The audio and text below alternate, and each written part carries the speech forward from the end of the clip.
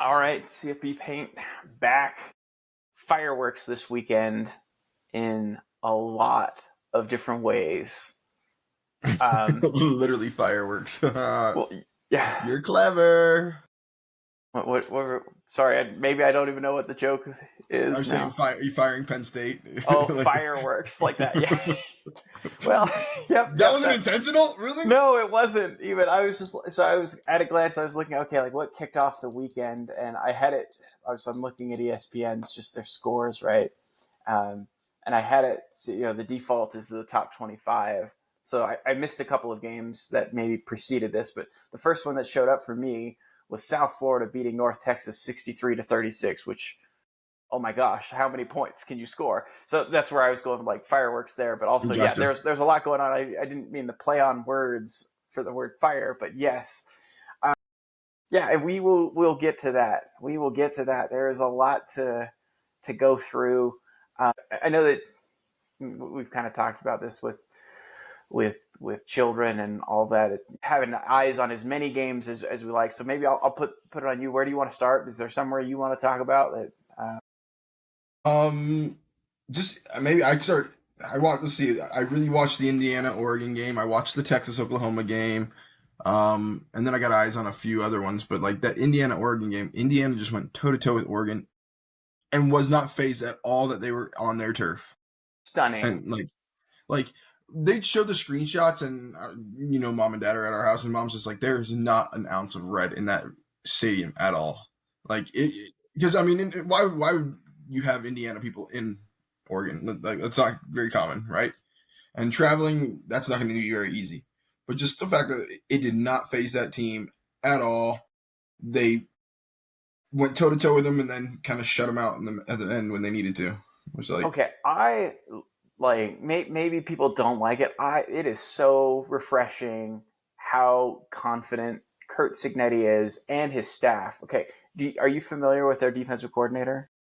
no, not off the top of my head, no. Okay, sorry, I've got the bookmark tweet. Give me just a second.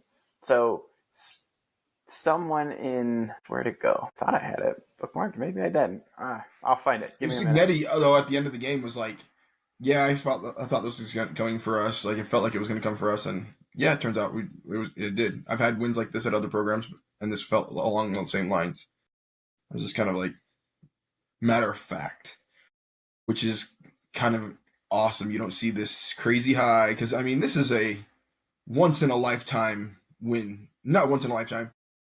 Maybe it won't be once in a lifetime, but it's a once in a lifetime win that Indiana's had ever.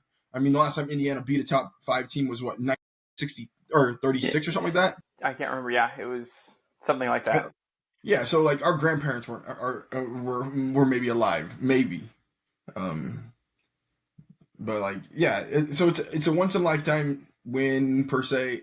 Not that this team won't continue to do that, but it's also it is I won't say franchise, but that's what I mean. Like the organization moving win. You are moving officially up tiers. You are no longer the we will little bottom thing. You are probably considered competitive, and you are potentially on the step of becoming a contender routinely, potentially to how this goes on. I mean, Signetti is done. Nobody can say anything bad about what he's done. Like, But yeah, I mean, the records he wins. Google him. oh Okay, yeah, and I the other found thing it. that's a quote. And the other thing is their schedule looks relatively like manageable, quote unquote.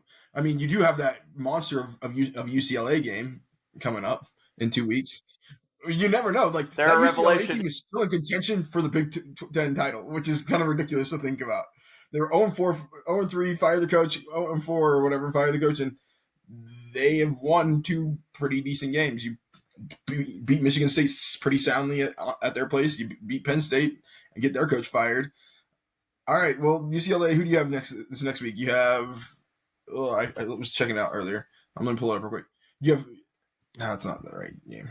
UCLA has, anyways, okay, you can get back to the quote. Oh, they have Maryland this week, which, let me think, is Maryland favored in that game? No, UCLA is favored in that game Yeah, by 2.5. Maryland will let you score. Like They'll Yeah, probably score some of their own too, but like, yeah, and I think that one is at that one's at UCLA, so that is a benefit there.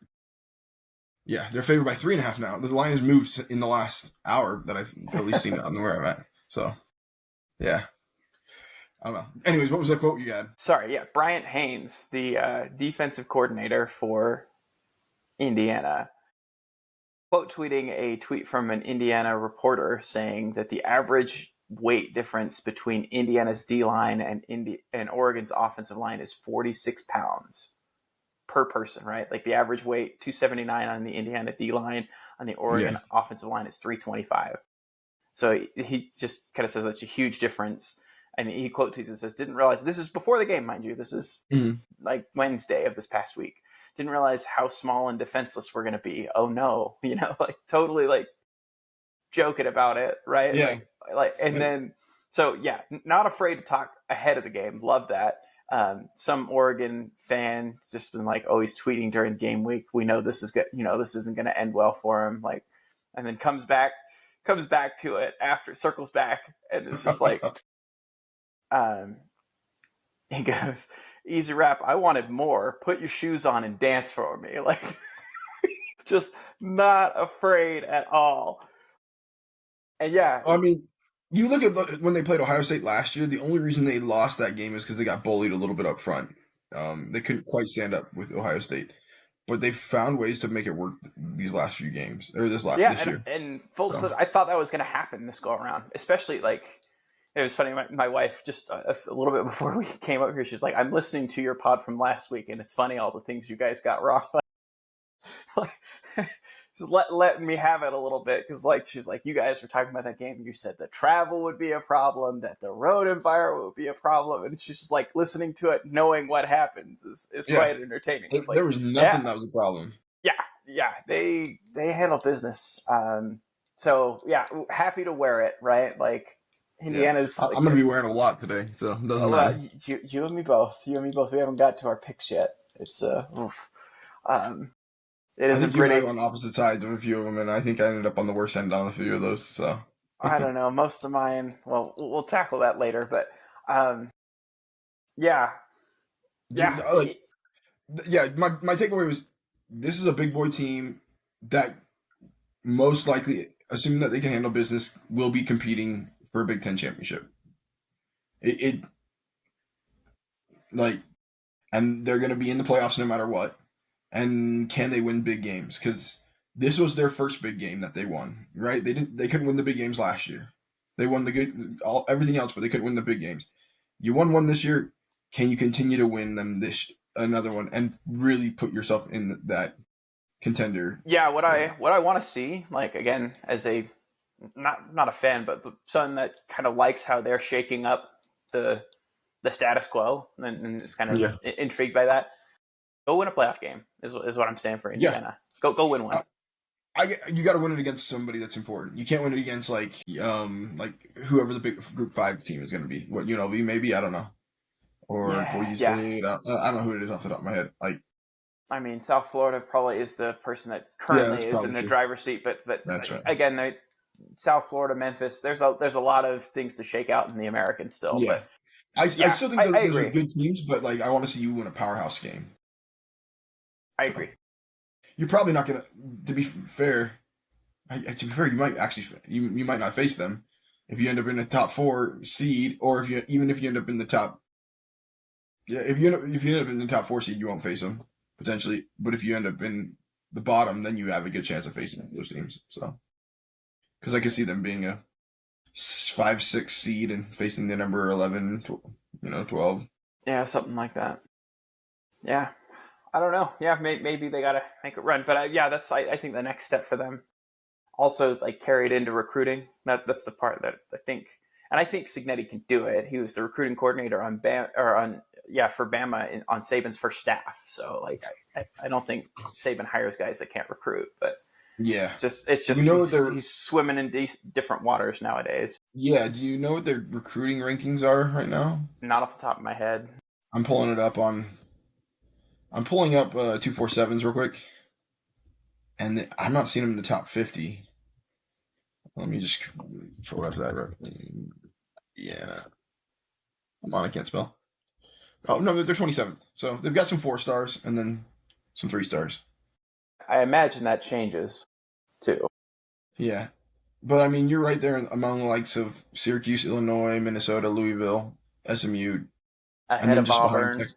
Oh, Yeah, sorry. I'm looking at rivals, getting the full industry perspective here. I'm down and below. That means below, like just below OU, Ole Miss. Like you're 4 or 5 slots below OU and Ole Miss.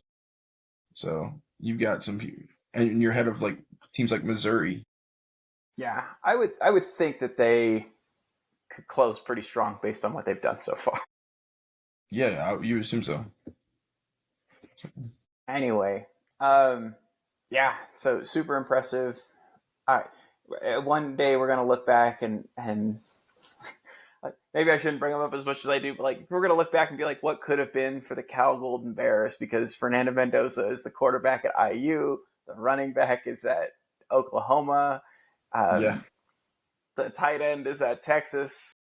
One of the top receivers for Nebraska was at Cal. Like that was if you could have kept that nucleus together. yeah. Anyway, If you can, if you're but willing to pay. Mendoza's got a real good thing going there. Yeah, has he thrown 1 interception this year? Is that right? Right? I don't know. Like oh, he threw 1 in the game, and then I think he's thrown 2 this year. No, yeah. Let's see, thrown 2 this Two year. interceptions. Yeah, Yeah, 17 touchdowns, 2 interceptions. Wow. yeah. You do that. You don't turn over the ball. You complete 64%, 70% of your passes. You're gonna be good. Yeah, I mean, yeah. That's taking care of business. like he's completing 71% of his passes, averaging 9.3 yards per attempt. Like that's that's a good clip. And like normally when you have to see 70% completion percentage, Yeah, it's they're like like completed behind the line of yeah, scrimmage, right? 6 yards average, 7 yards average maybe. But props to him. Granted, he's done it against some worse teams. Like if you look at in Oregon, it was only 7 yards per average. But I mean Illinois they smoked. So and Iowa, who's historically had a good defense, this year they've been okay. He still averaged 10 yards. So yeah, I don't know. That team will be interesting. Make as long as they can get through and not have any hiccups. That'll be impressive. But I mean, you are still playing a Penn State team that should still be good, minus the fact that their quarterback, who I didn't think was any good anyway, is going to be gone for the rest of the season. Maybe they'll actually rely on their running backs, which they need to do. So, do we know who interim coach is it on that one yet? We do. I don't remember his name. Penn State guy, though. You know, that's gosh. I think he Terry played Smith. there. Yeah, played there and has been a coach there for some time. So Yeah, yeah. We'll see how it goes. So, go on. Moving on. Other games, I really like that Texas. Not that I like that Texas OU game. I was intrigued by that Texas OU game, just for the fact that Mateer struggled, could not throw passes on target. I mean, his interceptions were really bad in that game, and it felt a little bit like Arch Manning was growing up in front of us. It was like, all right, maybe this Texas team is real. Maybe he's starting to do kind of what people expected him to do. I mean, he goes 21 for 27. I mean, again, a low average, but he's putting the ball where it was supposed to. When he wasn't pressured, he was reading the defense well. When he was pressured, he struggled a little bit. I think you went like I think I read a stat where he was like it was like almost perfect when he wasn't pressured, and then really not very good when he was pressured. But I, that Texas defense was what we thought it should have been all year. That it hasn't quite been as much as we thought it would be, and they looked good. They looked dominating in that game. So I yeah, don't know. Did you watch that game at all? so I kept going in and out of that one. That one's one that Yeah. was like on the quad box, but I really wasn't able to follow it as closely. I I don't know. I was surprised. Yeah, to me, the story of it was the 3 interceptions. I think. Hmm. Correct me if I'm wrong. Now, I think 2 of them basically took points off the board for Oklahoma. And when we talked about this game going into it, I thought like Oklahoma, if they've got a lead to defend, they're going to be just fine. And it really was like, and maybe I should have been a little bit more specific because like a 6 point lead is like one mistake and you've lost that lead, right? So they had that 6-0 lead early, Mm-hmm. and then I just was like, if you could get to a lead where you're like north of a touchdown, north of a one possession game, like they'll sit on it, they'll just play good defense. I was a little surprised that, I mean, they did pressure Arch some. I mean, again, I thought that they would really just kind of overwhelmingly beat the Texas offensive line. It was not quite as dominant a performance from their defensive line up front. And I think Venables said that he said we lack the physicality we need going into a game like this. And so I agree with his assessment there. To me, it was like the turnovers were a big issue. Even then, like Yeah, you played. you have the interception that's in the end zone. It's on a deep ball, but it's thrown like it's almost as if he was trying to throw the Texas player open rather than the Oklahoma player open. It's thrown to one side where the safety is and the receiver's not over there. Like I don't know how much points it took it off the board. Like maybe you would have scored there on a field goal, but and Texas didn't really cash in on those opportunities. But what it did is it just killed you. Like it just ended momentum. Like every single time Oklahoma turned over the ball, Texas did not score. They missed a field goal, and it was end of halftime. But what it was morale, and it killed your drives and killed your opportunities, so that you aren't even getting in the chance to get into field goal situation. Because if you get into field goal situation in a few of these, it winds up being like a 9-3 game, 9-7 game, 9-13 game, and you're still in it. And then the punt return for a touchdown. That's when it was the nail in the coffin. And it was Yeah, that was I it. know I know Oklahoma fans might complain about the block in the back there. I'm like, they both were kind of running that direction, and whether that person's a little bit behind the other person, I don't know. To me, it was just like, I don't think I would have thrown the flag either, to be honest. So Yeah, I mean, it's a penalty. I feel like those sometimes on punt returns are often missed when they're that close. So feel however you want to feel about that. I was right there with you when it came to I thought that, let me put it this way, like Texas did the things that they needed to do to win the game. I think if you're an Oklahoma fan, you're thinking we squandered a lot of opportunities in this game. 3 interceptions and a special teams touchdown that we give up.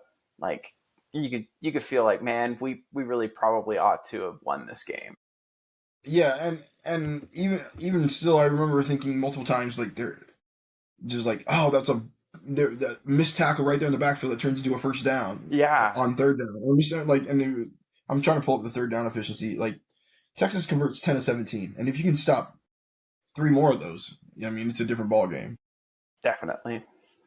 So good on the Longhorns. Again, I don't know if I'm completely sold on Texas still.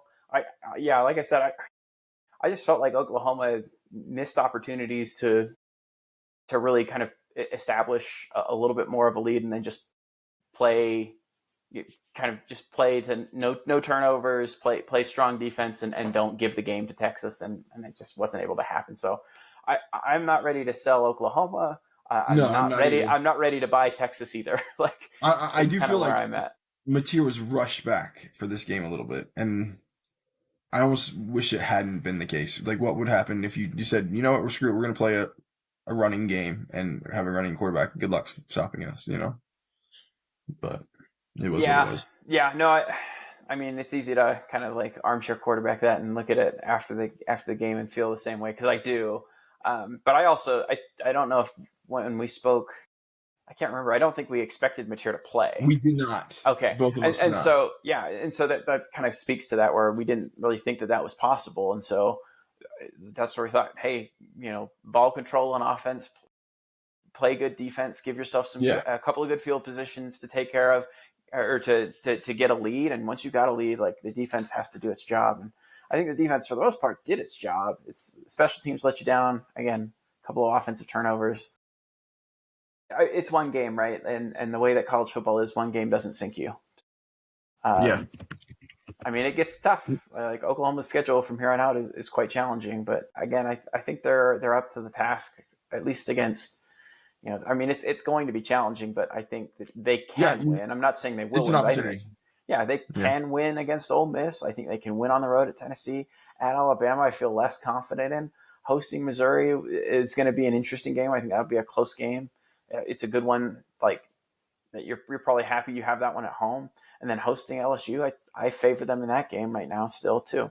So yeah, I think I think it's been a good, successful season so far for Oklahoma, and I still have expectations for more. So Yeah, I don't think this team competes for an SEC title, but I think they've got a chance to be in the playoffs potentially, yeah, depending on that's how they kind of do. where I'm at. I agree. I don't know if they're necessarily SEC title contenders, but I really, honestly, I kind of think that's Bama's to lose at this point. Like, Yeah, um, but yeah, but yeah, maybe not quite there because, like I said, like at Alabama, I think you're probably losing that game. That gives you 2 conference losses, and I'm not sure you're going to be able to get over that hurdle. And that's assuming you win out against Ole Miss, Tennessee, or at Tennessee, which is not easy. Home versus Missouri, home versus LSU. So I don't know. I could see anywhere between 8-4 and 10-2. Again, I'm probably in the middle there at 9-3. I think that's going to be in the discussion. So yeah, when you consider it in totality, looking at last year and what a disaster it was, this is a good bounce back for the Sooners. So yeah. those are my thoughts on that game. You have anything else on that? No, but you did mention Alabama, which was another game that I think could be talked about. I mean, they go back and forth with Missouri, and Missouri's driving and throws an interception. Like they are in field goal position situation. Maybe not quite. They're on the 47, but you get picked off. Like you had 37 seconds to kind of make this a real game, and you couldn't quite finish it off. And Bama ends up winning it because of that.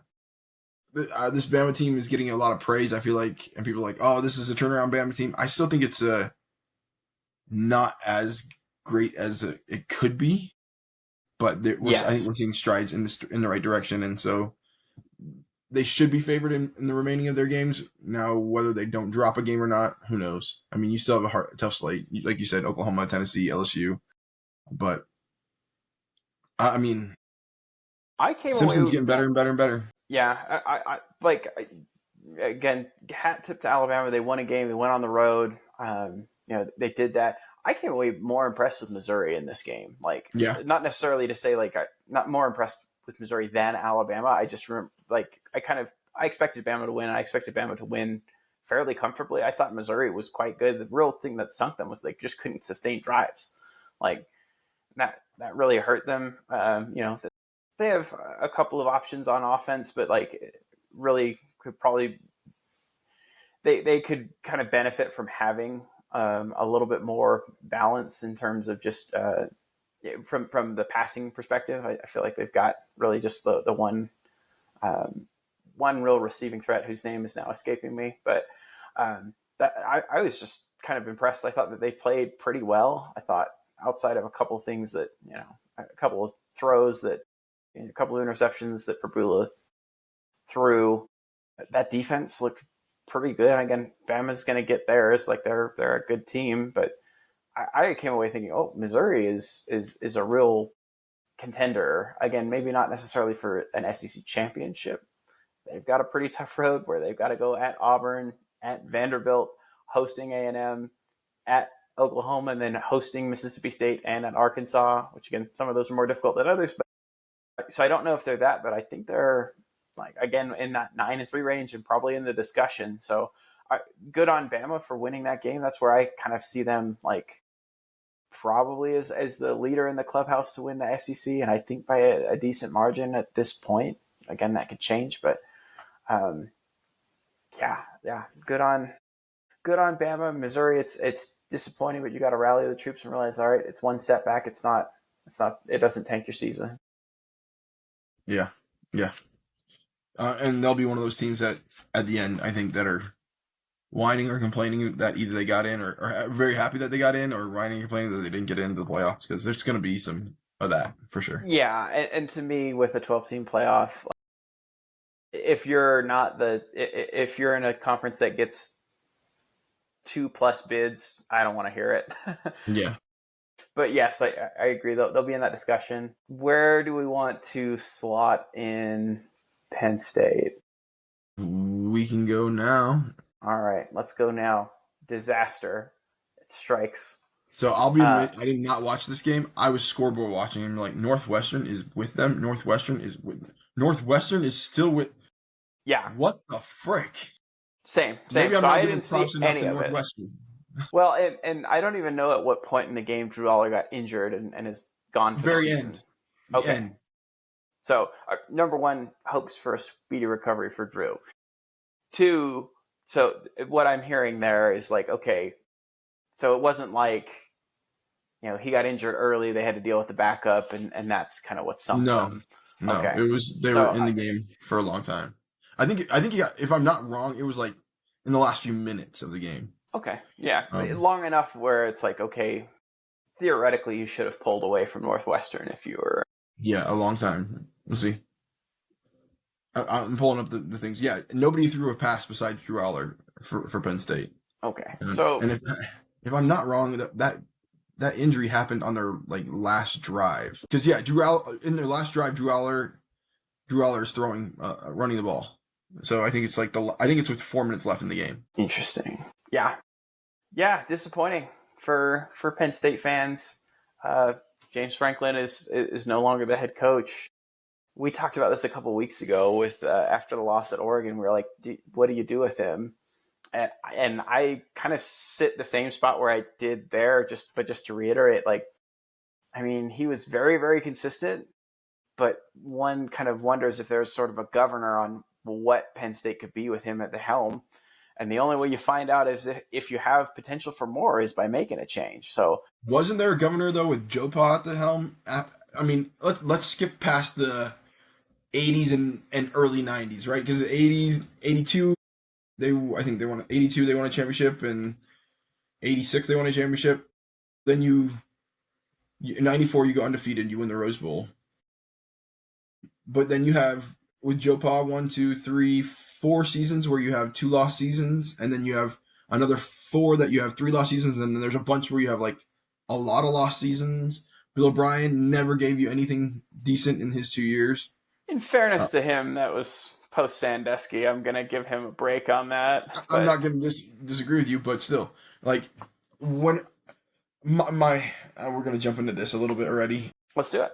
Yeah, like my reaction is if you're going to get rid of James Franklin because he can't win the big games, who are you going to go get that can consistently win and win the big games? Because that's your reason you fired him is because he's not winning the games the big games or he's not putting you over the top. You had one bad game against UCLA and then another close one against Northwestern. You had a great game against Oregon that you just lost. Like it seems like a bit of reaction, and my thought process behind this is unless you have somebody big that you know you want to get and that you're going to bring in, I don't understand why you're doing this because like you said, you want to get over the hump. Great. Who's going to get you over the hump? Name a coach that you're like, yep, 100%. That coach will get me over the hump, and I can go get that coach. I'm like, Yeah, that's Signetti's it's the second part of it. It's like, can you actually go get that coach is the question. Yeah. Signetti's your best potential option. Indiana's in a lot better spot than Penn State is currently. Signetti's buyout is, or he's getting paid $8 million a year. So if I'm Penn State, I offer him 12, and I'll match the 64 million that you have. I'm like, all right, I'm giving you 12 million a year over 5 years, and so then you have 70 million, and so it's a shorter contract. I'm not locked in as much, but I'm going to give you more. And if Indiana, they're going to be stupid not to match that. Yeah. And you have on top of that, you have the James Franklin buyout. I don't know where you're going with this, and I think this is a dumb decision, to be frank. Like I Interesting. get that he doesn't get you over the hill. I just don't know who does. And like pick an offensive coordinator, pick a defensive coordinator, pick a coach. Like who'd you go get? Would you go get the guy from Auburn that's going to get fired soon? Who would you? I'm trying to Freeze. think. Like, huh? Freeze. Yeah, I'm trying to think. Who would I go get? That because your biggest issue is not even recruiting. You're recruiting fine. Your biggest issue is play calling. Who are you going to go get that can do better job than James Franklin? Um. I So I I think this is no doubtedly. I think this ends up Manny Diaz's job. Frankly, yeah, I think I had. Gosh, did I say this on this pod or did I say this on my win totals draft with my I in don't know. laws? Um. I had suspected going into the season. I thought Mike Norvell is going to be fired. Manny Diaz is going to be the FSU head coach. I don't know if I said that here or not. Yeah, we mentioned you and I have talked about it at one point in time. Okay. All right. So I I may still be think wrong that's a poor decision on too. Diaz's destination, but I Yeah, do think he's in line for a job. He's been at Penn State. That one's an interesting one. Again, does he satisfy all the needs that you just kind of laid out? Perhaps not, but I maybe he mean, can get Hugh Freeze to be his offensive coordinator if Hugh Freeze gets fired, right? Like, uh, if Miami had let him stay there for a little longer, he might have made Miami in contention quicker than Cristobal has. Now, I do not think it would have been as long lasting potentially as this is going to be because Cristobal has built it in the trenches, and Diaz was not there. But I mean, he was this close from making Miami relevant that year that he got fired. Um, yeah, like I don't think Diaz is an upgrade though per se over Franklin.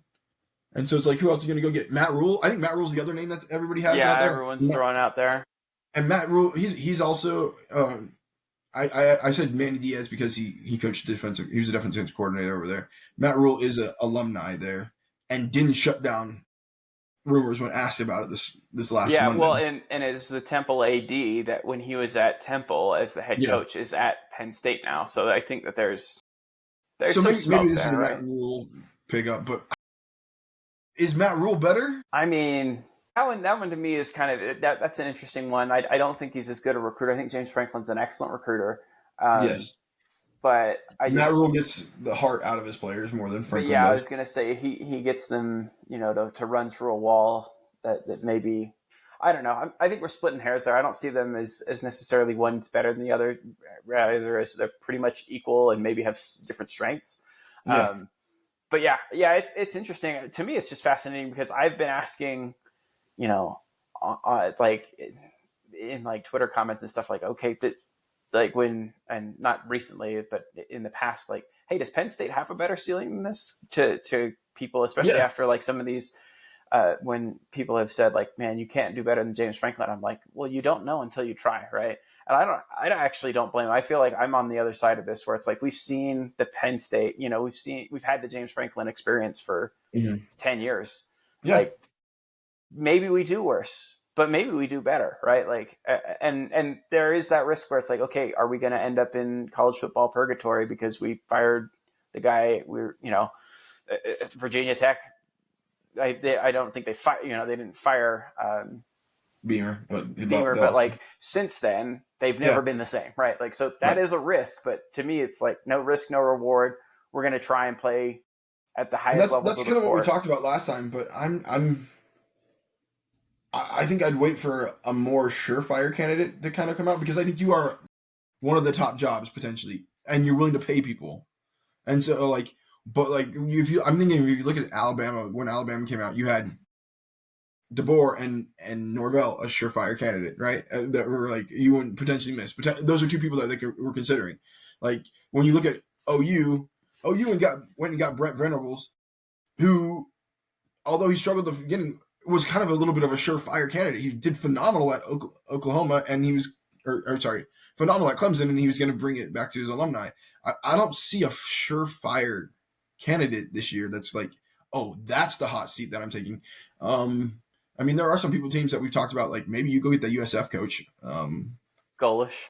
Yeah, I'm trying like those are up and coming, but those are the risks, and Yeah, so and I think the risk right now is not greater than the reward to me yet. yeah. Okay. Like, to me, I'm fascinated to see how it plays out. Like, I understand your point, but I guess my counter, and then maybe we can move on. I'll let you get in a final word. I'm not trying to like get the last word and then shut the door, but just saying we've talked about it. But I guess my other thing is like there have been surefire ones that just haven't worked, right? It's Like, true. Yeah, so all right, 100%. like Tom Herman at Texas, everyone thought that was an absolute perfect fit. He's the biggest example, but like, I mean, Sark, Lane Kiffin, both at USC. Yeah. Orgeron at LSU wins the national championship and is fired 2 years later. Like, I don't know if there's like a perfect time to do it, right? So No, I I, agree. There's not a perfect time. You got to eventually rip the band-aid off. I just don't know who you're going to get. I think you have to make a run at Signetti and yeah, you make got to make him Indiana say match. no. Yeah, Huh? you got Yeah, to make him make say no. Yeah, Indiana match it, and then I think you end up with like I said, Mandy Diaz here. I think you end up with Matt Rule off of this because I bet you he can get Dylan Raiola to come with him. From And his dad's alma mater. I that one I see as a harder pull, yeah, but I but mean, I don't. Penn State's willing to pay I people. believe Matt Rule will go. Like that Yeah, part to me is like, yeah, if I'm a Nebraska fan, I may be a little bit worried, but but then he's got to find a quarterback and wide receivers. Like to be frank. what if Nebraska does, or Nebraska, yeah, say he moves on, and Scott Frost at UCF is still so hot right now. Sorry, I couldn't resist. Anyway, let's Yeah, move Scott on. Frost does the re-return. Yeah. have you Uh, um have you ever seen How I Met Your Mother? You re-returned for me. No. It's talking about like there's something goes bad and then Ted goes and gets drunk and then he comes back and he re-returns for her. Like he cared to come back once for her and now he's coming back again. And that's like Scott Frost. You already came back once now to UCF. You're gonna come back again to Nebraska. I It's like it. been The weird. re-return. The returns from coaches haven't been very good either. I mean, you've got Rich Rod at West Virginia. You got That one's potentially Scott early. Frost. I'm Yeah, giving it him a is. pass. I agree. You got Scott Frost coming in, but then you have like wow, who's the Arkansas coach? Oh, Petrino. Yeah, Petrino returning here, but also he returned to Louisville and struggled his second time at Louisville. Got fired after Lamar Jackson. Yeah. So like it hasn't worked well when coaches come back very often.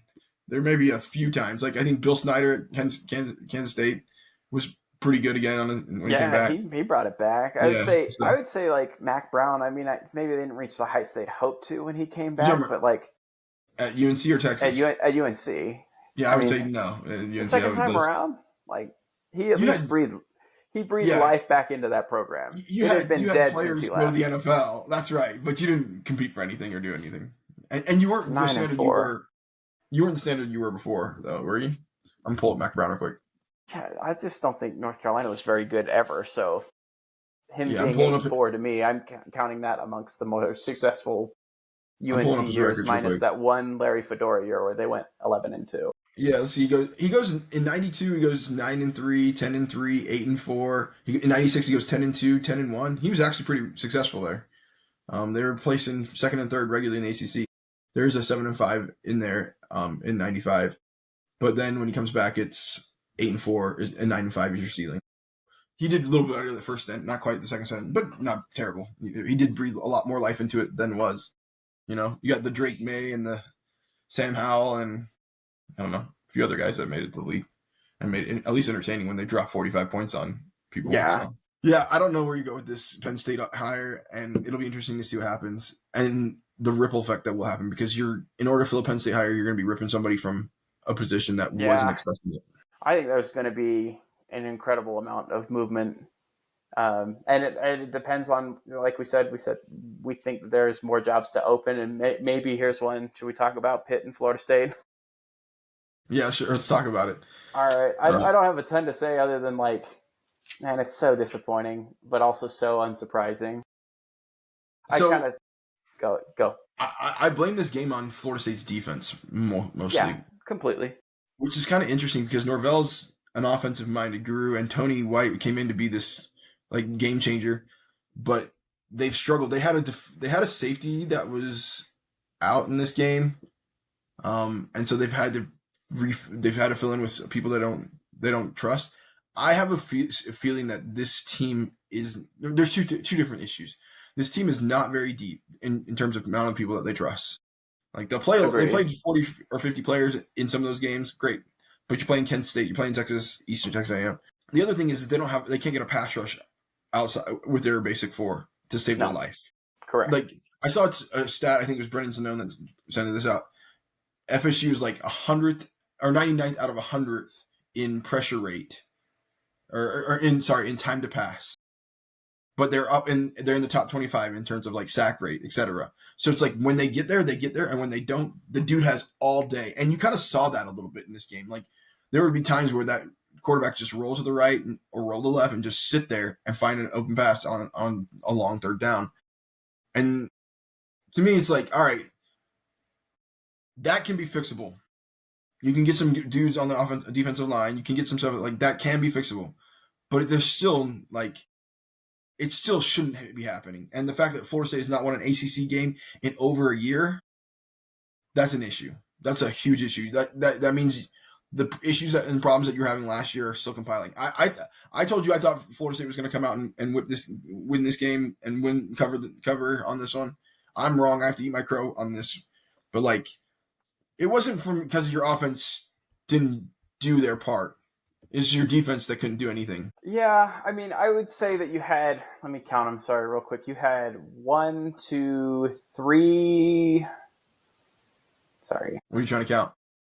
Yeah, you had one, two, three, four possessions by my count where you were either had the lead, you had the ball, and either Yes, the you had a lead chance to put it away. or to extend your lead or to take Mm-hmm. the lead, right? So I'm saying if you're tied or you are ahead and you punted on three of them and fumbled on one. So Yeah, I just like I it agree the was. defense didn't do its job. Don't get me wrong. Like the loss is probably Yeah, more on the defense. The offense 31 is probably enough to win a game. I still like feel like this yeah. is You could put your foot on their throat and really squash. yeah. Sure.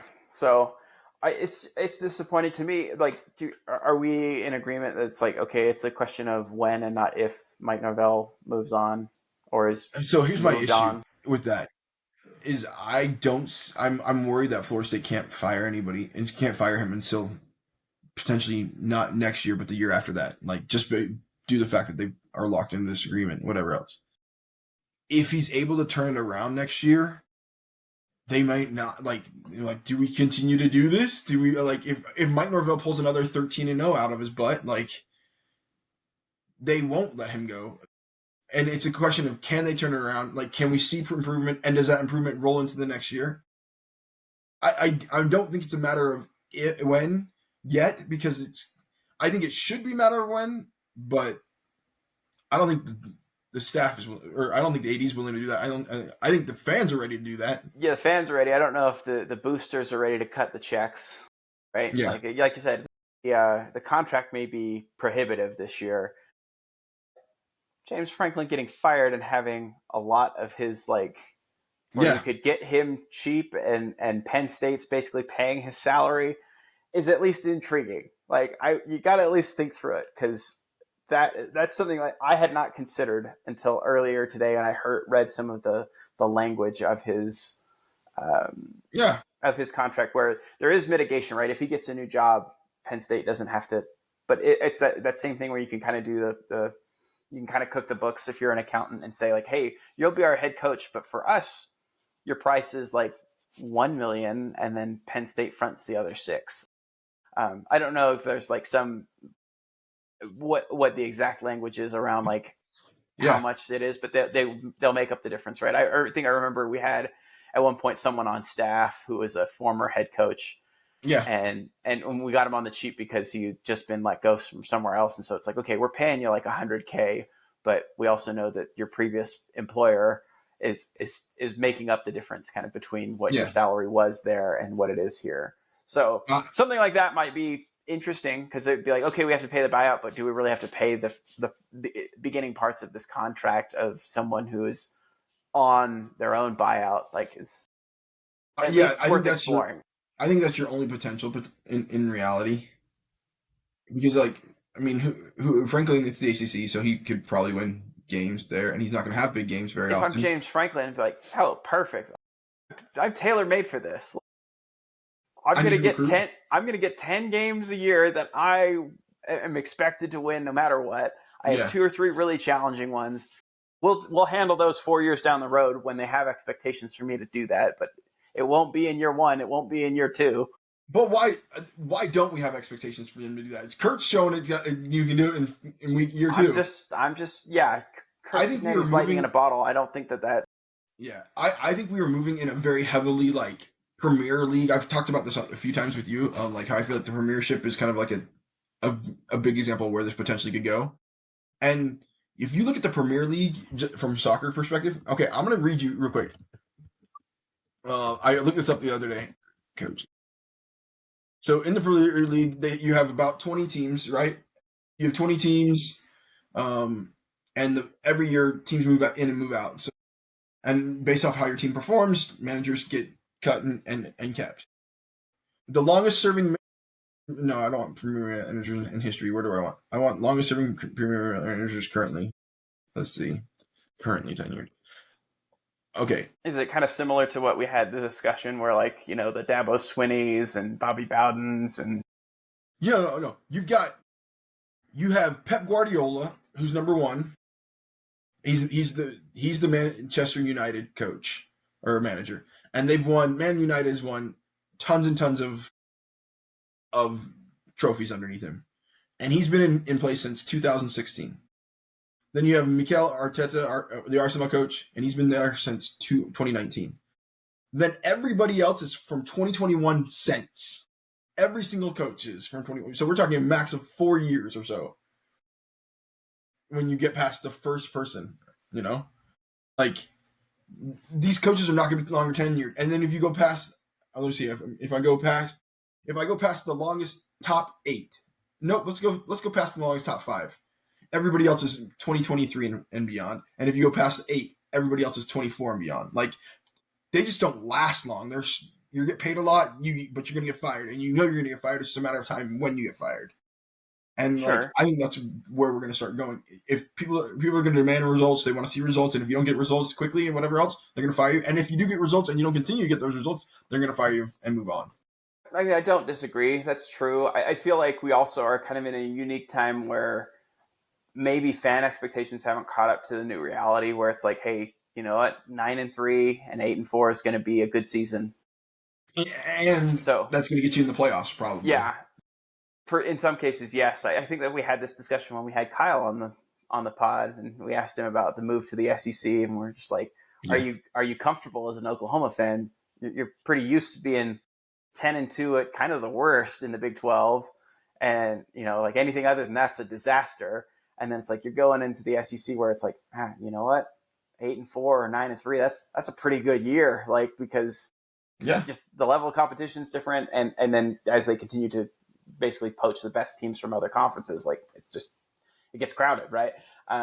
So I wonder if maybe that's some of it, is where like we're in this sort of transition phase where maybe some fans maybe just haven't caught up with that understanding that, you know what, a loss in the regular season isn't as devastating as it once was. But again, going back to like Florida State, I still think it's like we've tried the Mike Norvell experience now. This is year 6. This isn't like an impatient thing. This is I think we're seeing kind of the writing on the wall that it's just not going to get turned around. But I agree, it's a question of when, or for me, it's a question of when, and I don't think it's necessarily this year. I just thought of that sort of intriguing scenario where it's like, okay, could you get someone else that was maybe fired elsewhere and swoop them up for something on the cheap, right? At least for the first contract. And that way, maybe it mitigates the cost of that. So interested to see what happens with Franklin next. I don't suspect come 2027 that Norvell's the head coach at Florida State. Yeah. I mean, we'll see what happens this year. Yeah, I'm more like, see what happens next year. If all of a sudden next year he doesn't lose, I think they'll be hard pressed to fire him, which I'm scared about. But it is what it is. Well, so. I agree. I just don't see them being good next year. Let me put it that way. My confidence in the future is very, very little right now. Both in terms of like, there's some pieces on the team. Like there's like, oh, I think that guy's a good player. I think that guy's a good player. I think they'll all be suiting up for different teams next year. That'll be interesting. Yeah. I'm not a Malzahn fan. I think that's a hindrance. Like you did that in an effort to save your job, but where was the foresight to go, how do we get out of this Malzahn issue too? Yeah, I don't think you're gonna be able to. I disagreed with the bringing him in. We talked about it. Yeah. We don't need to revisit it. We know how we feel about that, and I think we're starting to be proven right. But all right, we have a couple other games. Okay, let's just touch base real quick. Ohio State beat Illinois. Didn't play well, but still handled the game. Yeah. I don't know if you have anything you want to talk about it. No, just that. Yeah, Ohio State looks like, I think maybe like there's 3 or 4 teams that I feel like could win a national championship. Ohio State's one is the very top. It's not just one of them. I think they're at the top of my list. Yeah. Ole Miss played around with their their food. Almost got bit by their food, but ended up finally pulling away. Not pulling away, just finally ended up winning the game. Yeah. um, like I didn't see this one being close, but I it is mean, what it me is. neither. I'm certain that they were prepping. Gosh, who are they playing next week? Georgia. Yeah, they're at Yeah, Georgia this week. So I think that they didn't give Washington State a whole lot of preparation. That's why that game was close. Now you got to pay it off if you're but if you're it Lane. wasn't ever in doubt. I mean, like if you go the closest they were 17-14, like in the like midway through the game, and then you get up by another touchdown, so you're up by 10 points, and then they made it close towards the end, but I it mean, never they felt were like that winning. was in doubt per se. They were winning up until like 40 seconds before halftime or something like that. Like Yeah, Washington that's what State I'm was saying. in Like that game. Like I'm saying like halftime, but you weren't like, oh, I'm panicking yet, 100%.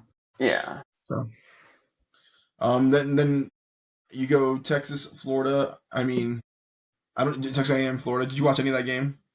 no, I scoreboard Yeah. watched it. Florida was right there. I felt like they'd be part of the game, but then they hardly had the ball in the fourth quarter. I think A&M had the ball like 11 to 12 minutes in the fourth quarter. So it was like, good luck. And Florida on Yeah, their one possession fumbled. So it closed the door bummer. for them. So I think you Yeah, probably want to talk Georgia Auburn is what you want to talk, yeah, right? yeah. That's where I was going. Oh my goodness, those poor Auburn fans, and I am. You will not confuse me with it. Like I don't like Auburn. I think lots of their fans are obnoxious and like are not in touch with reality as far as like what their program is compared to like the programs that they routinely compete against. Like I think there's a lot of little brother complex around Auburn because Bama's been so good for a couple of decades now. I don't like them. I feel for them. My heart hurts for them today because they were on the business end of like four really bad calls, and there was some pretty suspects officiating throughout the entire game. Uh, Jackson Arnold was absolutely in the end zone before he fumbles that ball. Uh, to me, like, can we just rant? Like, how much does it cost? How much does an extra camera cost? Right? Like, this is what, like, for a broadcast quality camera with the effect, like the pylon cams, right? They have one on. Yeah. Like, can we not just put a camera on each goal line, both sides, because they had the opposite angle where you can't see them across the line of scrimmage.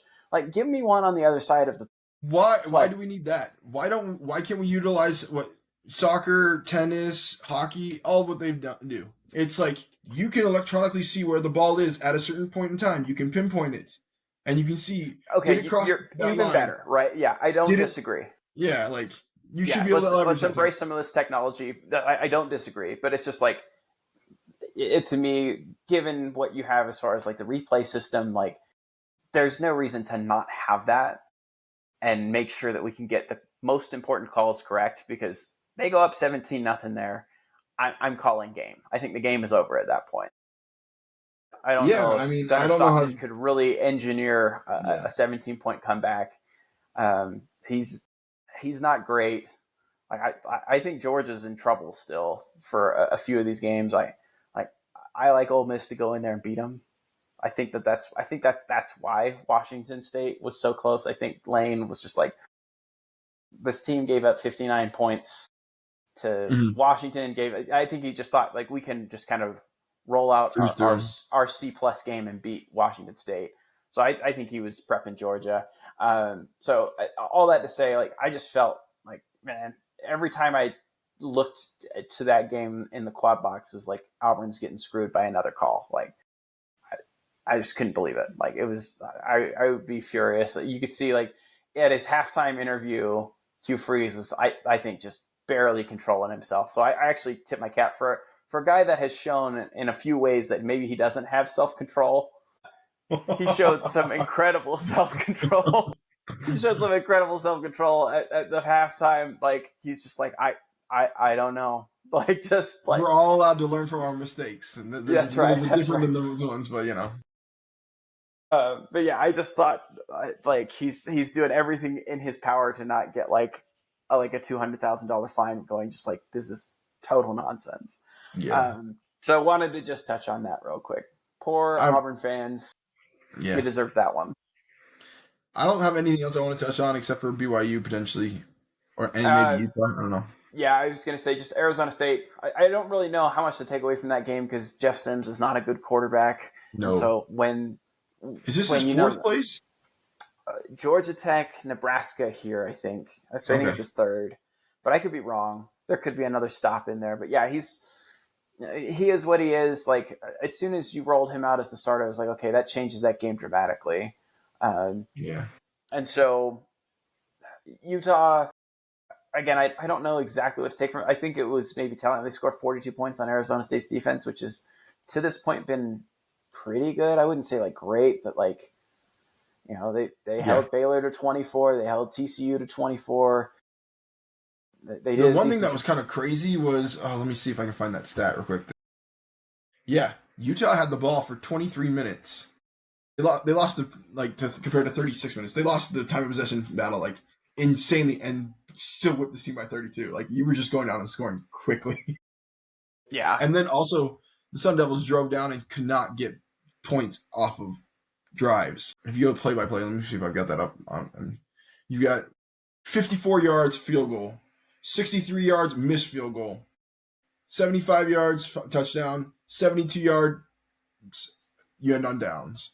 Like we're talking some drives that are just rough, and it's not a there's not a lot of possessions in that game. 1, 2, 3, 4, 5, 6, 7 possessions in that game because you took 7 minutes on one drive, 8 minutes on another drive, 6.5 minutes on one drive, and then another 4 minutes, and then 7 minutes. Like, and you ended up with of all those drives I just talked about, you ended up with 10 points.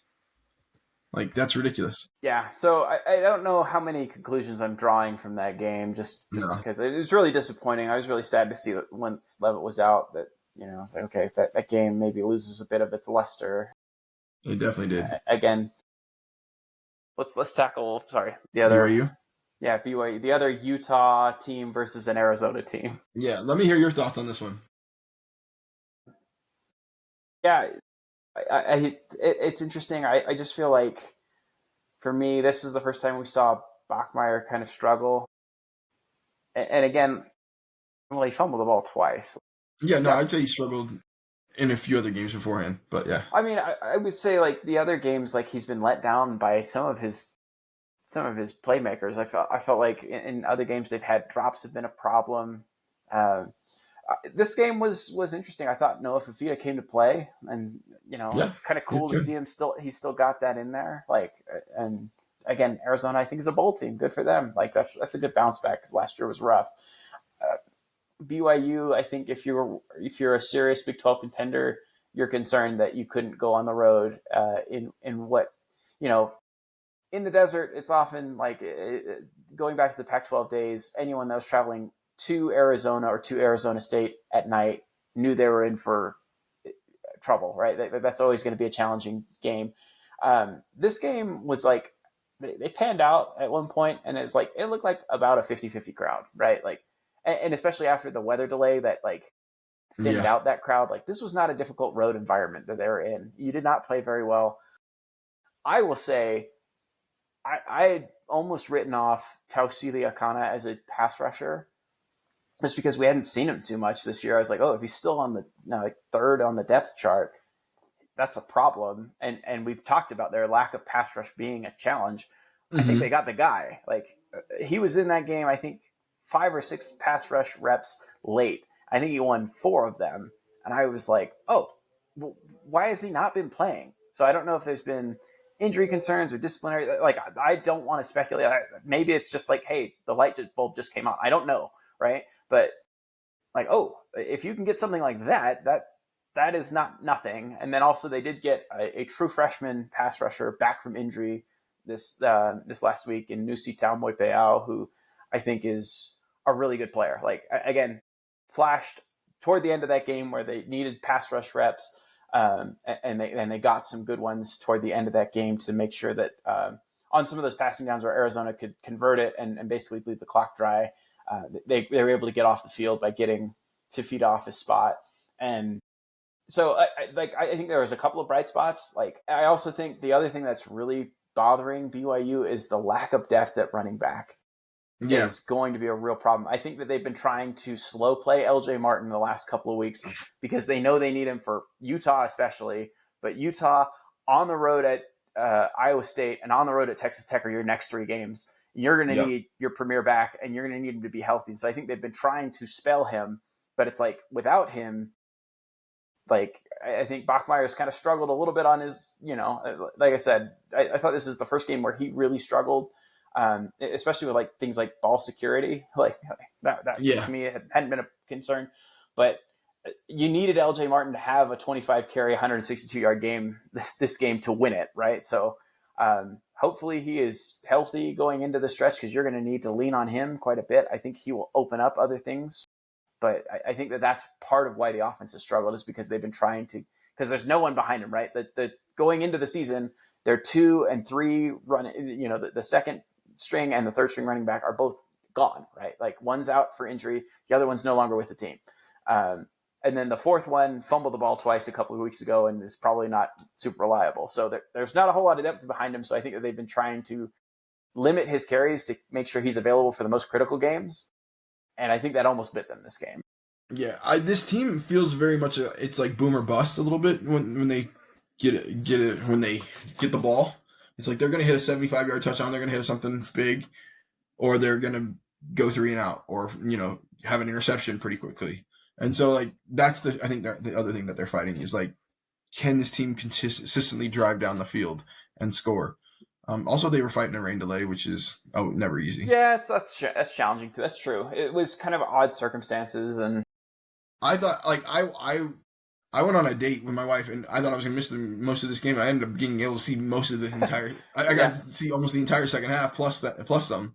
Um, so it was like, all right, like thank you for the rain delay, but also it was kind of fun to catch that game. So I don't know. I think that's all I have for this week. This BYU team is this the schedule is significantly harder. Arizona is a step up in competition from what you've been facing. Let's be frank.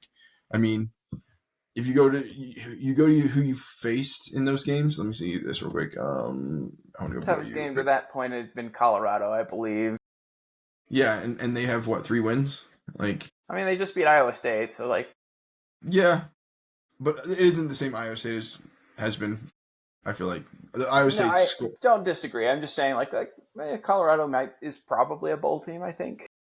Yeah, yeah. I'm just saying Iowa State's lost to Cincinnati, and then struggle with Arkansas State, struggle with Iowa, and an Iowa team that isn't very good. So yeah, Yeah, yeah. I didn't say they're great, but probably top half of the Big 12. But yeah, I agree, and it just um, gets harder from here. So BYU had to stack victories in the front half of the season. They've done that. Tip my cap to them. I think if you were to tell anyone like, hey, you're gonna have your starting quarterback opt to leave the team midway through the summer, and you're gonna yeah. start a true freshman that was not there in spring, And you'll be 6-0. I think every you'll be six and BYU zero. fan would Everyone take would be them. like over the moon. Yeah, that's great. Yeah, and then if they can pick up Yeah, two, reality three more, may hit them pretty hard in the face over the next 4 weeks, but yeah. I mean, do you think that they pick up 3 wins to finish out the season? That means you have to beat Iowa State, you have to beat TCU, and you have to beat UCF. You lose to Cincinnati, Texas Tech, and Utah. sorry, I we're I missing a could see game this in there anywhere. I somewhere could see too, this right? going from 3-3 to 2-4, like or even 1-5. Yeah, I mean the potential exists there. I think. What kind of effort are you going to get out of TCU now that they've dropped a few? Like, Yeah, so that one to me is that one looks more winnable now than I thought going into the season.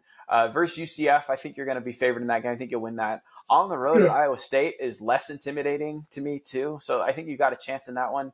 At Cincinnati, looks tougher than I would have guessed it would be. At Texas Tech, you're not winning that game. I'm saying that one's a no. Um, if you win that game, wow. yeah, then things get really fun for BYU fans. Even if you've dropped to Utah and Iowa State and you beat Texas Tech, you think you should feel real good. You're not real good, but you should feel happy about yourself. Yeah. Yeah. Like, all right. I think that would be the path to getting 2 Big 12 teams in is if you have like an undefeated Texas Tech or something close to that, and the one like an 11-1 team that beats them, right? Like, or something like that.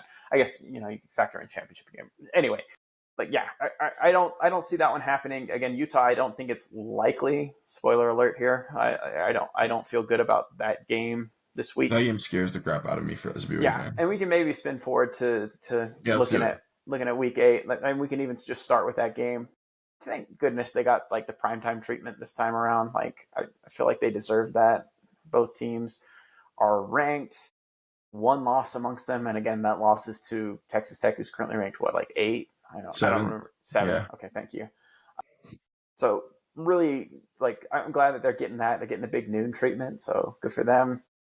Yeah. You're gonna need like a crazy environment, um, and you're gonna need a really good effort. I think your run stopping has been good, not great, and especially in the last couple of games, again, part of it was they were awesome in the first couple of games of the season because you played Portland State and Stanford and ECU, who doesn't really run the football. So, like, your numbers were a bit inflated.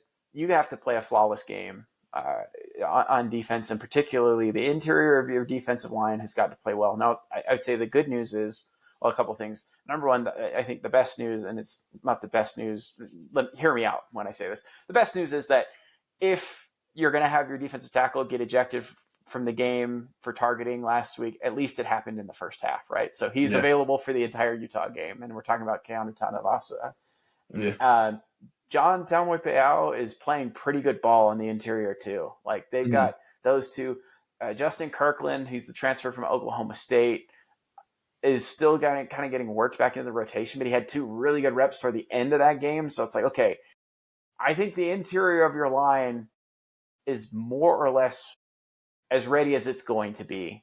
And you're going to need them to dominate because I don't see you winning much on the outsides. Like, the one thing that you do have going for you is those linebackers. Those linebackers are all quality. Right. And that's the thing is, you need, when I say they need to dominate on the inside, it's getting double teams, keeping Glasker and Essera clean. I'm assuming that Jack Kelly's going to play against Utah.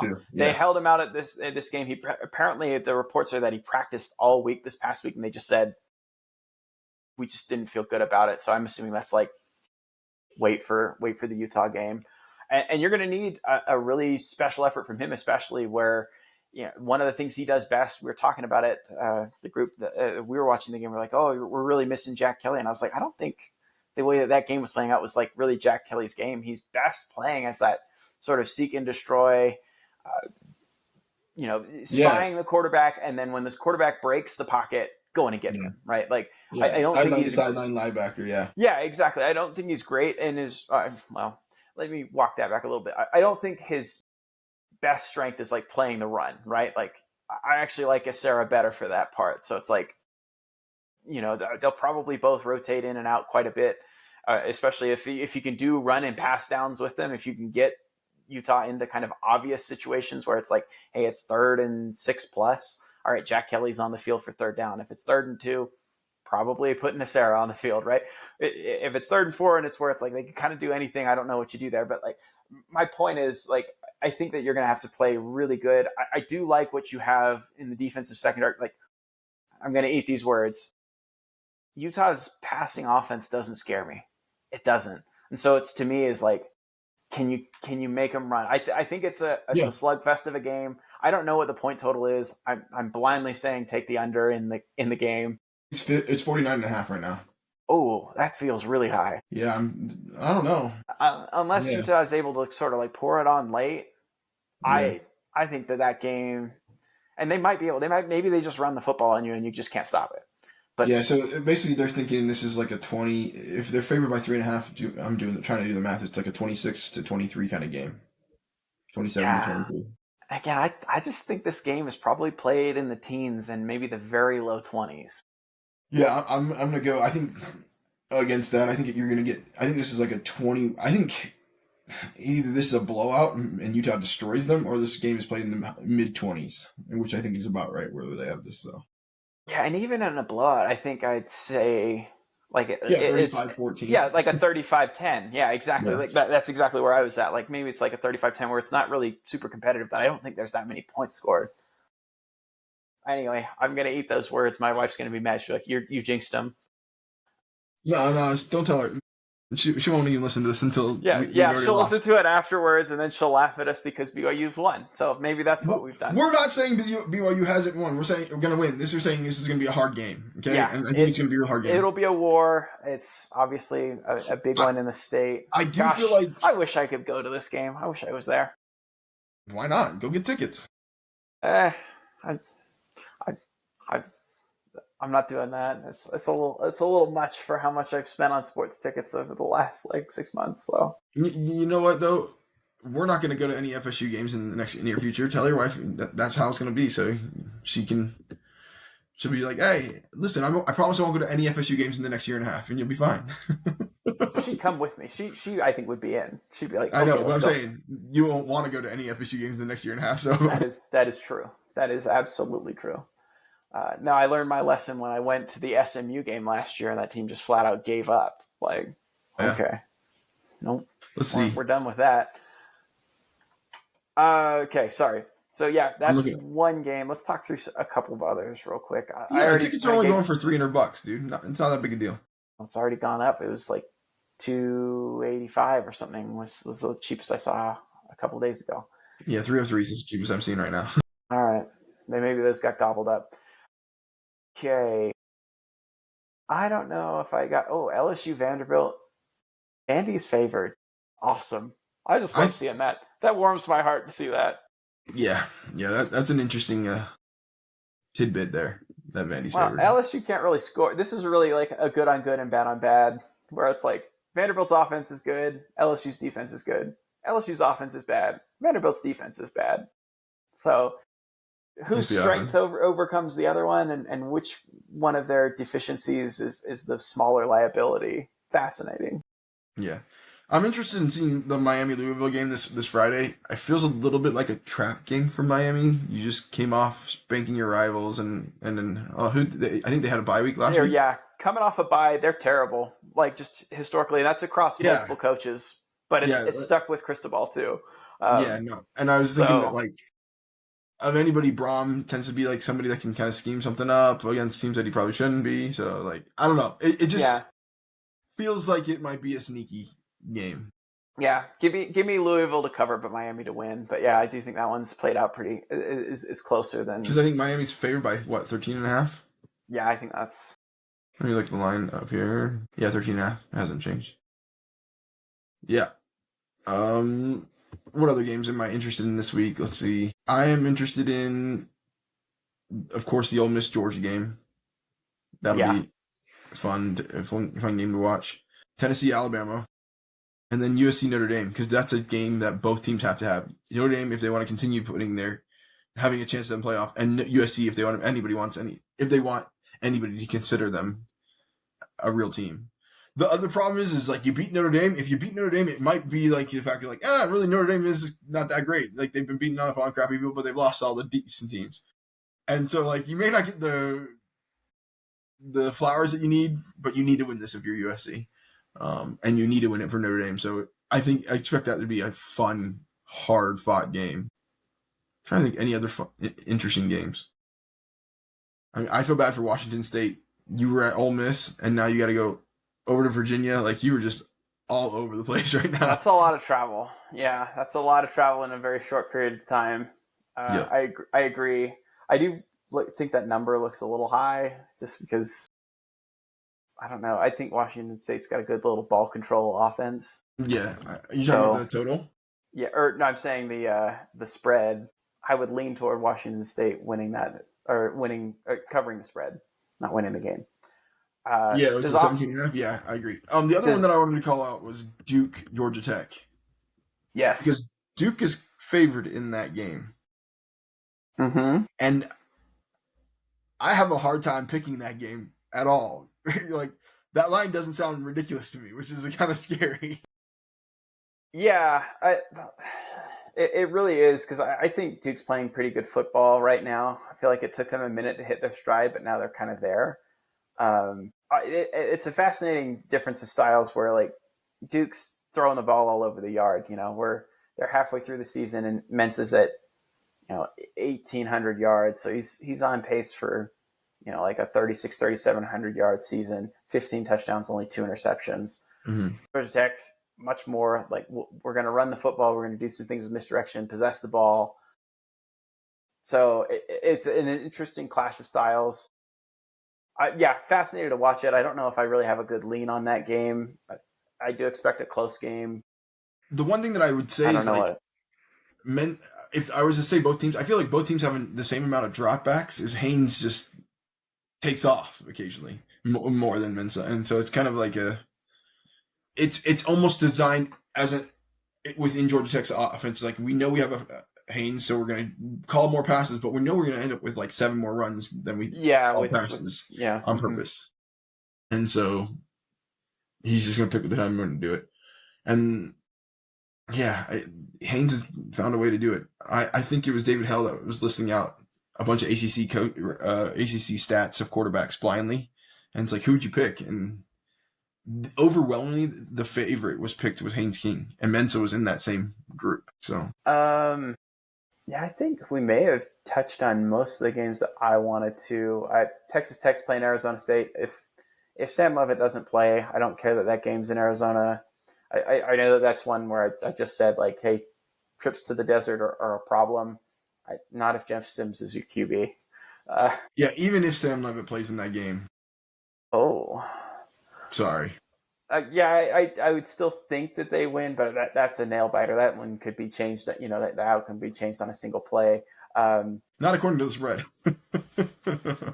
Well, I'm saying if Leavitt's playing, if Leavitt's playing, I feel like they. You think the spread changes?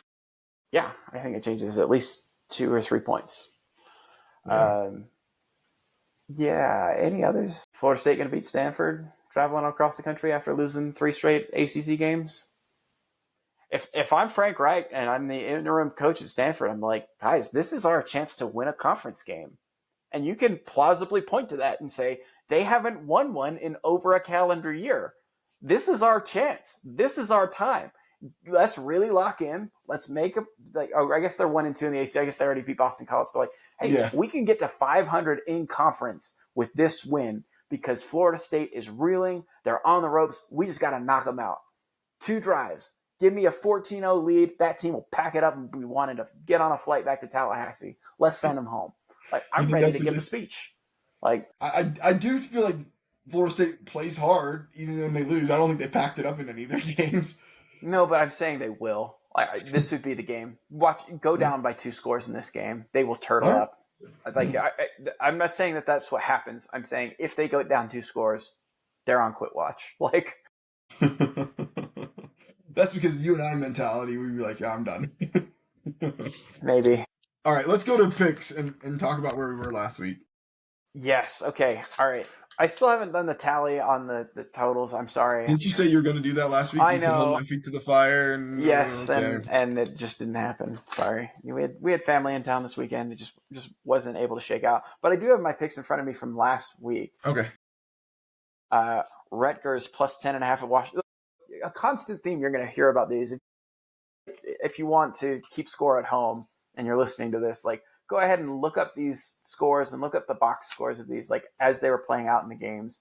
Because about half of them I felt awesome about at halftime. And the end results were just not where I needed to be. So Rutgers plus 10.5 at Washington. They opened up. They're ahead 10-0 at the beginning of the game, are leading at halftime. Perfect. This is exactly what I need. And then Washington scores, 21 in the fourth quarter? Just goes away, pours it on late, and ends up winning and covering the spread. If you want to be my little tracker here. You want me to tell you? Yeah, you're 0-1. Yeah. Well, but did you have the box score for me? I think it was they scored I'm pulling it up right now. Yeah. Okay, you do that. I'll keep going and you can just jump in. Clemson minus 14 at Boston College. That was a winner. Virginia Tech plus 14.5 at Georgia Tech. That one I've got beef with too because Georgia Tech scores on their opening possession and goes for 2 and gets their 2-point conversion on the opening drive of the game, and it's 8-0. and that makes Virginia Tech chase at the very end when they're getting my backdoor cover. They score a touchdown with like a minute left, and they go for two because again the analytics say if you go for two there, you can always go for it on the second one if you don't get it. All right, I think that they're down 15. Gosh, I'm going to get this mixed up. But they had a chance to do it. If they had kicked an extra point, they would have covered the game. But they went for two because... What was the line, 14.5? Yeah, it was 14.5. Oh, that's rough. So that one was brutal. So that one's also a no-go. So, and then Pitt plus 10.5 at FSU. Yes, they won the game outright. We already talked about that one. Utah State plus 1.5 at Hawaii. Woof, no. What was the final score of that one?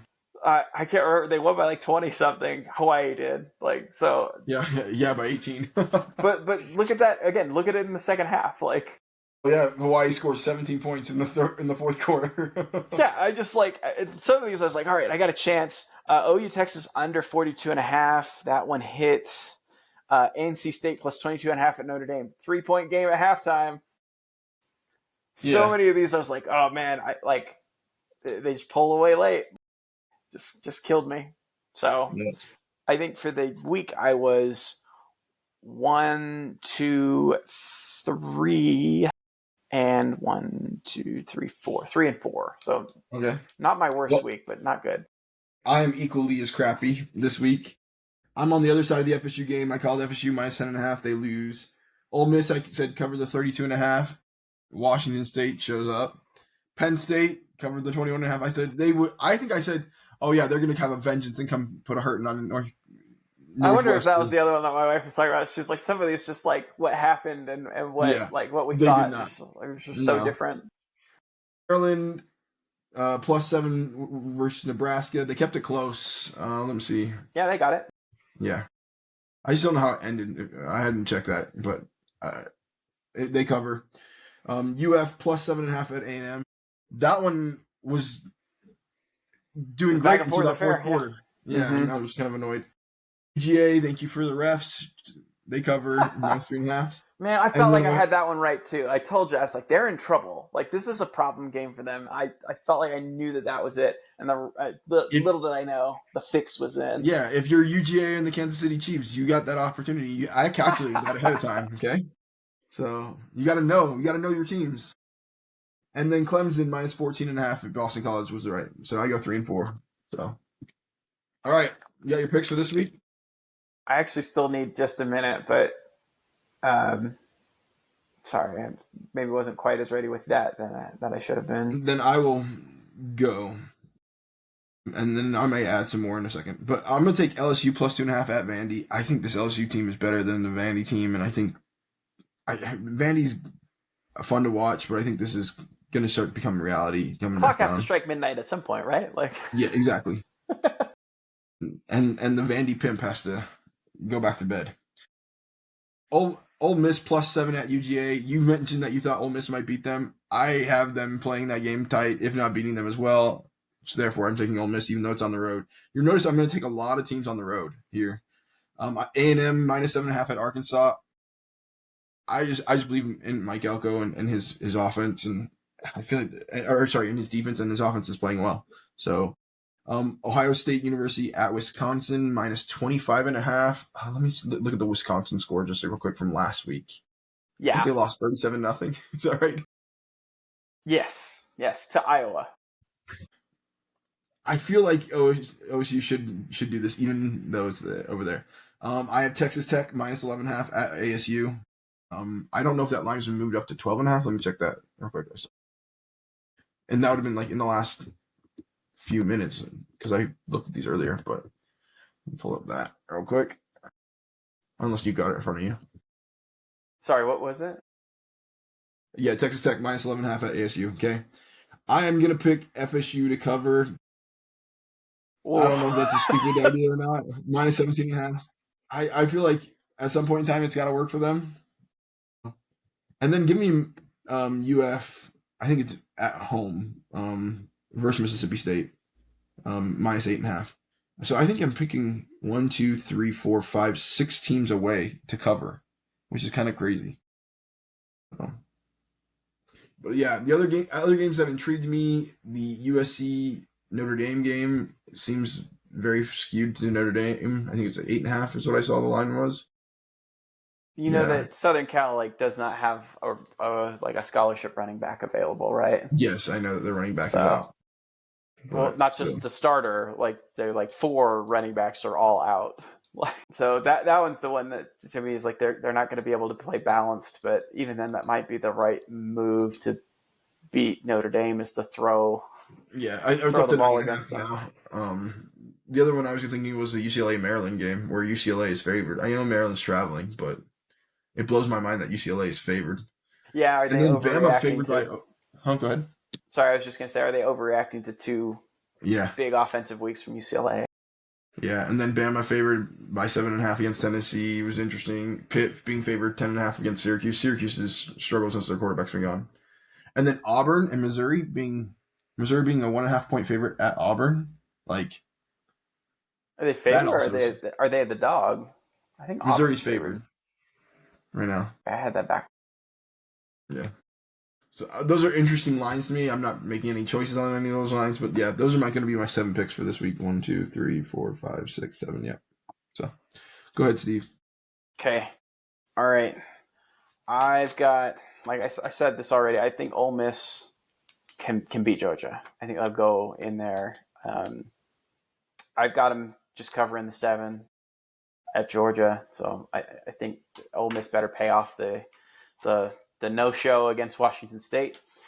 We agree on Texas Tech minus 11.5 at Arizona State. Again, my assumption is that Levitt doesn't play, and if you're going up against that defensive line with Jeff Sims, you're probably going to turn the ball over about 4 times.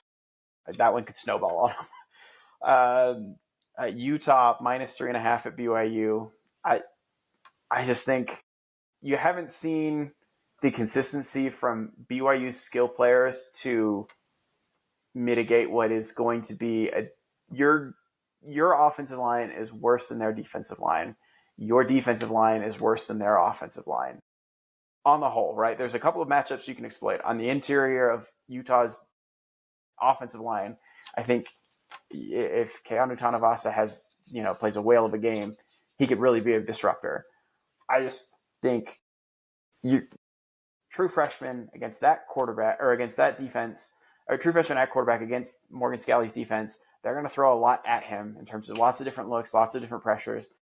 I don't know if I trust BYU's, LJ Martin, if he doesn't play every down at running back, that's a problem for BYU just because they're going to throw things that your 4th string Preston Rex is. I haven't seen him get that many pass protection reps just because he hasn't played that much because he was the 4th stringer to start the year.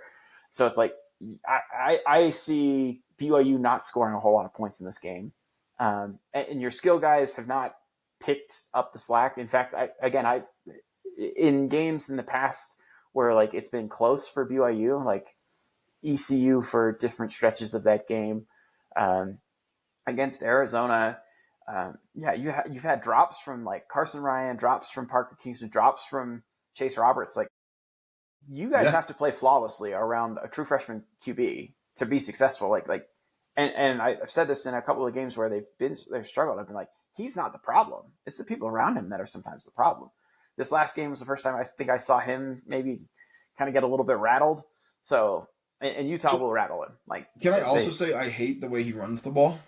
Like when it's a play for him to run the ball, it's like a gather, wait 2 seconds, run. Gather, wait 2 seconds, run. And I know you're kind of like setting up the blocks, but if you hit the hole a lot faster, I watched over and over Arizona react to like, oh, he's getting ready to run the ball because he does this little gather thing, and they're like, all right, everybody move to the side where he's going to run the ball.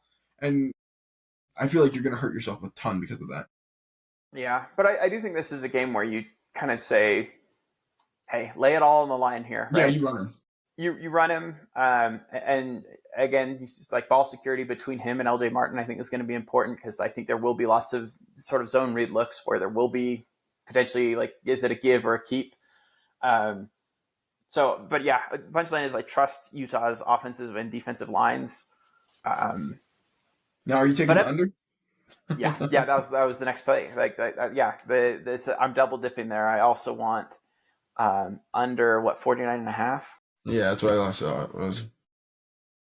That seems pretty. But again, what Utah scored 42 points this last game. Utah scored some points in some games.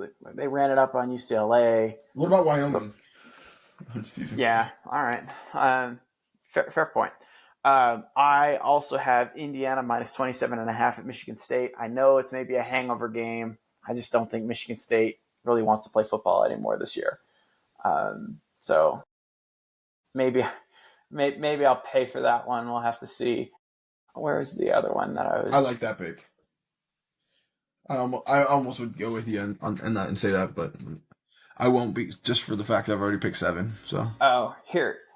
Yeah, there it is. I just don't know what to make of either of these two teams, and it's weird that I don't know what to make of them this deep into the season. But Washington at Michigan is a fascinating game. yeah, It's like I really don't trust Washington at this point. Like they've done what they've had to do against like what I would consider like inferior teams, right? Like teams that are not as good as them.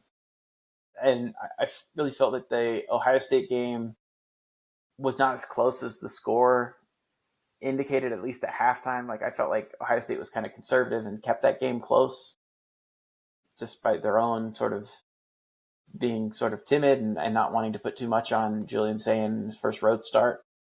Um, I don't know. I don't know. Like I don't know the way that how to play this one. So like I just like -6 seems perhaps right, but I did want to look at the under. yeah, looking at the under and specifically I think let's see. Yeah, the under in the game makes sense to me. Yeah, maybe that's the best move. The under on yeah, I could also see like Washington team total under 21.5, but I'll just take the whole game under. This is two teams that want to run the football. Yeah, you could take the half time under and look for them to kind of pour it on towards the end because Washington's capable of pouring it on if it needs to sometimes. yeah. What's the Half is not minus 24 or is 24 and a half. first half? Yeah. Yeah, probably under that. Yeah, let's do the first half under 24.5. I just don't know. I feel like this game is going to be kind of low scoring again. Washington, if they can, they will run the football. They do have Denzel Boston on the outside, and gosh, I'm blanking on the QB's name. Damon Williams. There we go. Damon Williams is a decent passer. He's got both the running and passing in his game. I question whether or not their offensive line can hold up. I know that they suffered a couple of injuries on that offensive line as well. So maybe that's the way we go. But yeah, that's a fascinating game that we didn't cover and just kind of talking through it. But Yeah. we'll go with Anything that. else? One, two, No, I three, think that'll four, do it. 5, 6. That's 6 picks. Oh, hold on. Actually, let me You double can pick as check what many as I've you want. got. I forgot to check another spot where I'd made some notes on some game. Give me just a second. Get this to load. Because yeah, there was somewhere I remember seeing some lines that I was like, I just don't know if that makes sense. Let's take it a minute to load. Sorry, I know we're just kind of sitting on the air here. Give me just a second. Here we go. Hi, Okay. Megan. Yeah, exactly. Oh no, we've covered most of them. All The right, sweet. we've covered most of them. Iowa versus Penn State. Like, do you give like Penn State? Like, do we give the bump to the interim coach, which sometimes you see, or do the I wheels mean, come off? I was favored in that game, which is kind of crazy, and also, Hilarious. Yeah, yeah, like Penn State's gonna have to start their backup quarterback, so you have that issue, and then you never know, you might have the UCLA effect all of a sudden happen with Penn State. yeah. I don't know. I just saw that one and just made a note of like, what do we make of this game? All right. Yeah, I'm good. I think that's it. You are good, Steve. Give We've me always one done more. so. Give me Cal -10 against North Carolina. North Carolina's not any good. They have to go out to Berkeley. Yeah, I was thinking the same JKS thing, will, but will sling it. Yep. He rides again. there you go. All right. Okay. Anything else? No. All right. Thanks for listening, everyone. Hi, Mom. Bye. Bye. Hold on. It's not letting me stop. Waiting still. It's not letting me stop. Hold on. I might have to refresh. Yeah. Anyways, mom, dad, we love you guys a lot, and we're grateful that you're our parents, and I'm just filling up dead time, and yeah, we're There we lucky. go. I don't know Okay. what you said. I just said, yeah, we're lucky. So hitting pausing now. Thanks everyone. Sorry about that end.